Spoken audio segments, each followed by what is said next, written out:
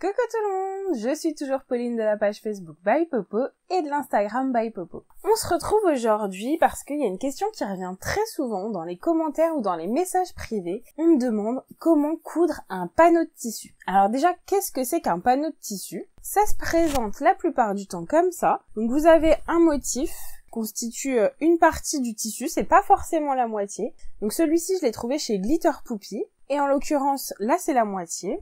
Avec des motifs en raccord, donc toujours de la bonne teinte, de la bonne couleur, donc c'est très sympa pour faire des associations en face. Et la difficulté va être du coup de mettre notre patron sur ce panneau. Alors dans un premier temps, on va donc récupérer la pièce patron nécessaire. Là où on veut mettre notre fameuse girafe. Le plus classique est de la mettre du coup sur l'avant de notre pièce, mais après libre à vous.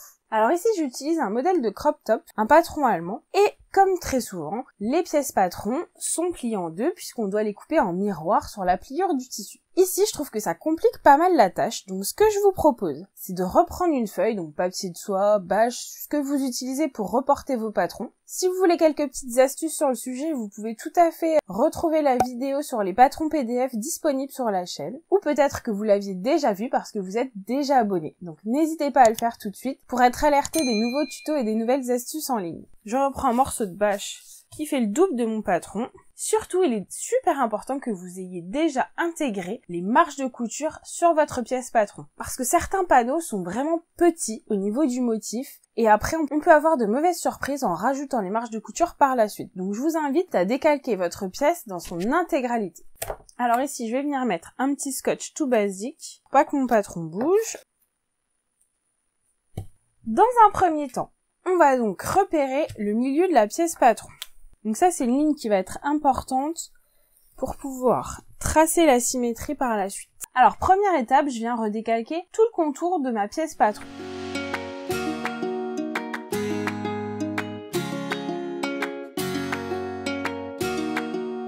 Une fois que j'ai tout décalqué, je vais pouvoir retirer délicatement mon patron. Donc l'idéal c'est d'utiliser un petit scotch repositionnable, comme ça n'abîme pas du tout votre patron, ou même des poids de couture, ça peut être aussi plus rapide. Et dans un second temps, je vais venir retourner ma pièce pour venir créer la symétrie. Donc l'avantage d'avoir bien tracé la ligne au milieu, c'est que vous allez pouvoir repositionner votre pièce très facilement. Et on vient ensuite décalquer l'autre moitié.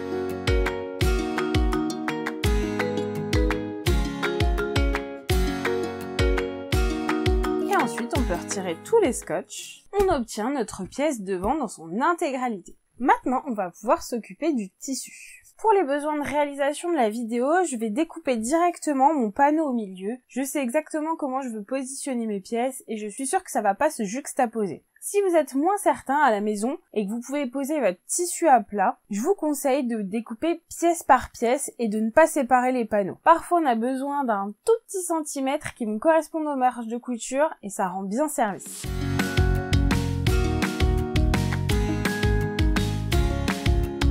Petite parenthèse, si vous aimez beaucoup les panneaux de tissu, franchement on en trouve régulièrement chez Glitter Poupy, et ce qui est sympa c'est que quand c'est leur collection propre, ils font les unis assortis. Parce que le petit bémol des panneaux, ça correspond pas toujours aux pièces dont on a besoin, ça va bien aller pour un débardeur, pour un suite-manche longue ça va déjà être plus compliqué, et du coup comme ils font les unis ou les motifs assortis, ça permet de pouvoir reprendre la longueur nécessaire, parce que sinon après il va falloir trouver le tissu avec exactement la même couleur, enfin c'est plus compliqué, alors que là du coup vous avez tout à disposition. Moi je trouve ça assez sympa et franchement il n'y a pas beaucoup de sites qui le proposent. En plus vous voyez les panneaux ils sont assez grands, donc ça permet vraiment de faire pas mal de choses. Maintenant qu'on a notre girafe, je vais déterminer le centre de mon motif et à l'aide d'un marqueur effaçable, je vais tracer cette ligne centrale. L'avantage du jersey c'est qu'on voit apparaître des lignes au niveau du tricotage du tissu et du coup on peut s'aider de ces lignes pour être sûr d'être bien droite.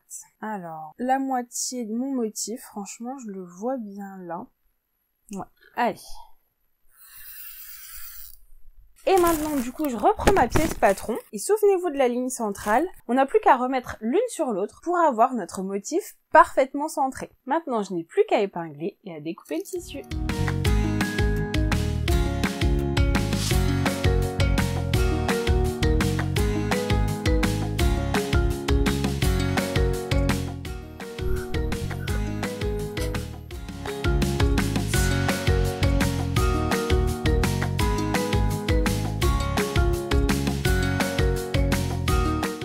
voilà le résultat.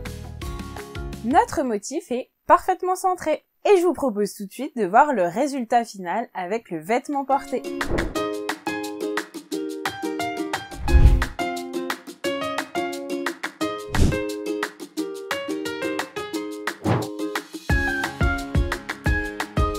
J'espère que cette vidéo vous a plu. N'hésitez pas à mettre un petit pouce parce que ça fait toujours chaud au cœur. Et si vous avez d'autres questions, n'hésitez pas à les laisser dans les commentaires. Je serai ravie de vous faire d'autres vidéos pour y répondre. Je vous souhaite une belle journée créative et je vous dis à très vite. Salut!